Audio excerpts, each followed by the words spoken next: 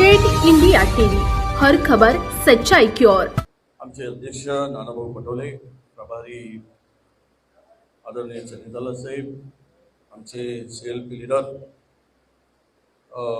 बाळासाहेब थोरात, या ठिकाणी मंचावर असलेले खासदार प्रतिभाताई जानोरकर, सुभाष जोटे, अमृता वंजारी, आमचे विदर्भाचे प्रभारी चौधरीजी, सर्व उपस्थित मान्यवर आणि उपस्थित पत्रकार मित्र, माननीय नानाभाऊनी आणि माननीय चंद्रलाल साहेबांनी बऱ्याच गोष्टी सांगितल्या। आज काल माननीय पंतप्रधानांचं भाषण झारखंडमध्ये झालं आणि झारखंडच्या भाषणामध्ये पंतप्रधान मोदींनी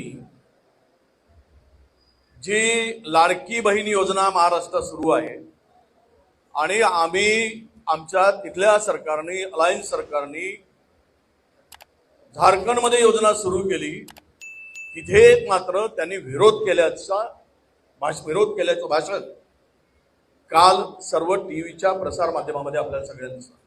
म्हणजे भारतीय जनता पक्ष म्हणजे दुतोंडी साप आहे।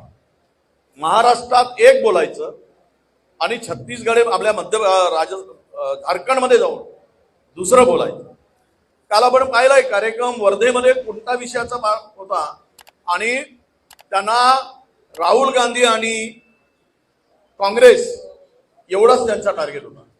म्हणजे विश्वकर्मा योजनेच्या कार्यक्रमाचा शुभारंभ जवळपास 20 कोटी रुपये पंतप्रधानांच्या या कार्यक्रमासाठी खर्च झाले आणि त्यांनी भाषण मात्र सरकारी पैशातून काँग्रेसवर आसूड ओढण्यामध्येच घालवला।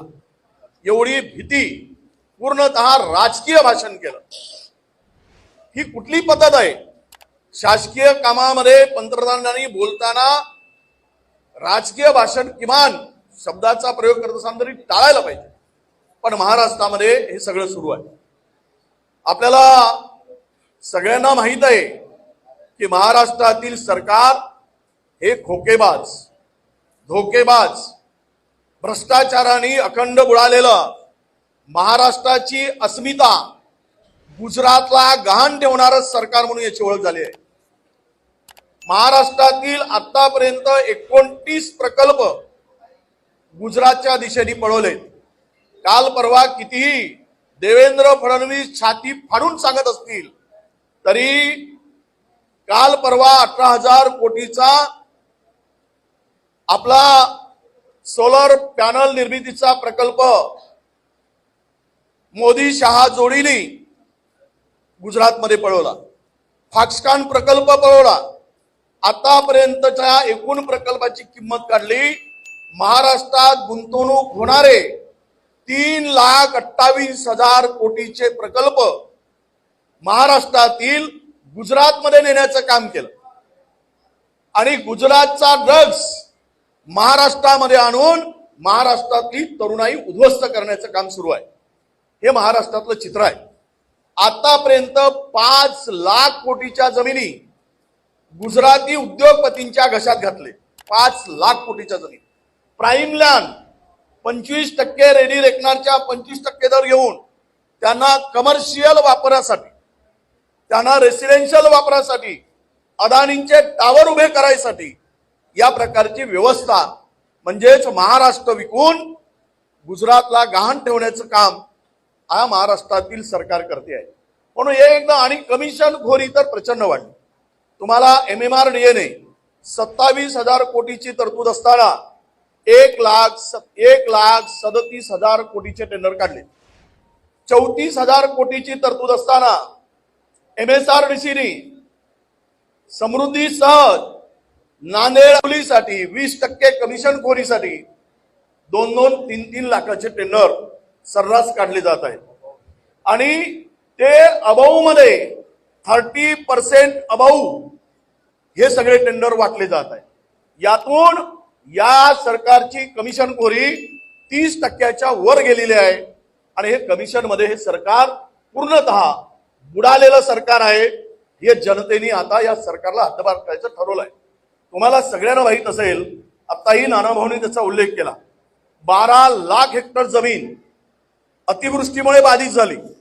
घोषणा झाल्या सर्वे करायच्या, पण 1 रुपया सुद्धा मिळाला नाही.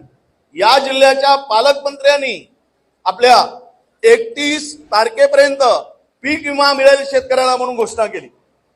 31 तारखेपर्यंत अद्याप 1 रुपयाचा पीक विमा या चंद्रपूर आणि गडचिरोली जिल्ह्यातील मिळालेला नाही. कारण पीक विम्यामध्ये सुद्धा या सरकारने कमिशन खाल्लेलं आहे, मंत्र्यांनी कमिशन खाल्लेलं आहे, कृषी मंत्र्यांनी. माझा थेट आरोप आहे. आणि त्यामुळं या सगळ्या ज्या पीक विमा कंपन्या आहेत त्यांना पाठीशी घालण्याचं काम सुरू आहे. महाराष्ट्र उद्ध्वस्त झाला तरी चालेल, महाराष्ट्रातील शेतकरी मेला तरी चालेल, महाराष्ट्राला बेरोजगार नागळ फिरला तरी चालेल, पण आम्ही पूर्वी 2014 मध्ये नारा दिला, कुठे नेऊन ठेवलाय महाराष्ट्र माझा, आता कुठे नेऊन ठेवलाय माझ्या महाराष्ट्राला, असा नारा दिला होता. आता गहाण ठेवलाय महाराष्ट्र माझा गुजरातला, हा नवा नारा महाराष्ट्रामध्ये सुरू झालेला आहे. इथपर्यंत तुम्हाला कल्पना करू शकत नाही. पीडब्ल्यूडीने सुद्धा 1 लाख कोटीचे टेंडर काढले. आज 24,000 कोटी रुपये कॉन्ट्रॅक्टरचे देणे आहेत आणि 1 लाख कोटीचे टेंडर पुन्हा काढण्याचं काम महाराष्ट्रात सुरू आहे. आतापर्यंत राज्यावर लायबिलिटी म्हणून 2,14,000 कोटी रुपये ही लायबिलिटी म्हणून उभी केली आहे. म्हणजे जाते जाते सत्ता से फकीर होकर झोला उठाकर जाने का प्रयास इनका दिख रहा है. म्हणून राज्य को झोला देकर ये तो कपडे पहन के जाएंगे, राज्य के हाथ में झोला देंगे, नाराभाऊ म्हणतात तसं. ही स्थिती महाराष्ट्रातील करून ठेवलेली आहे. प्रचंड पैसा कमवण्याचं काम, एकमेव धंदा, बिना टेंडर नाही. 15 वर्षामध्ये जेवढे टेंडर झाले नाहीत तेवढे शिंदे नावाच्या मुख्यमंत्र्यांच्या कालावधीत ठोकेबाज सरकारने, कमिशनखोर टेंडरबाज सरकारने 2 वर्षामध्ये काढले.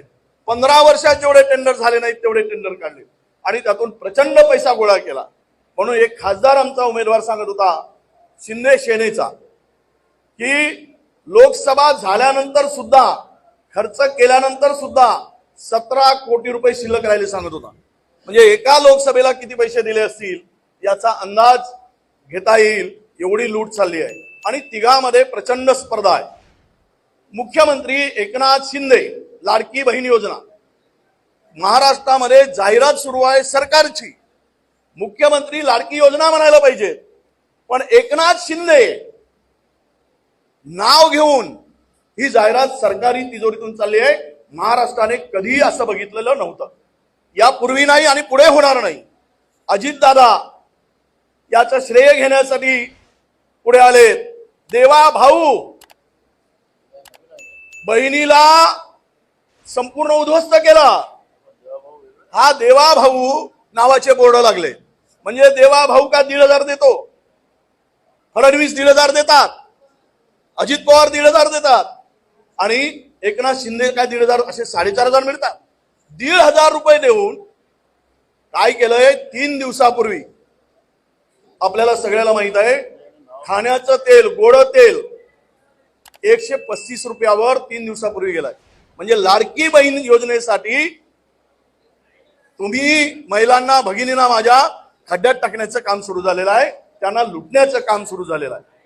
देवा भाऊच्या नावानं सांगतात. अरे आम्ही अनेक कार्यक्रमात जातो, त्यावेळेस भगिनींना विचारतो, काल परवा फाटक्या साड्या दिल्या, फाटक्या साड्या, ही बहिणीची तुम्ही टिंगल कवारी करताय की त्यांना तुम्ही बहिणीला गंमत म्हणून साडी वाटताय?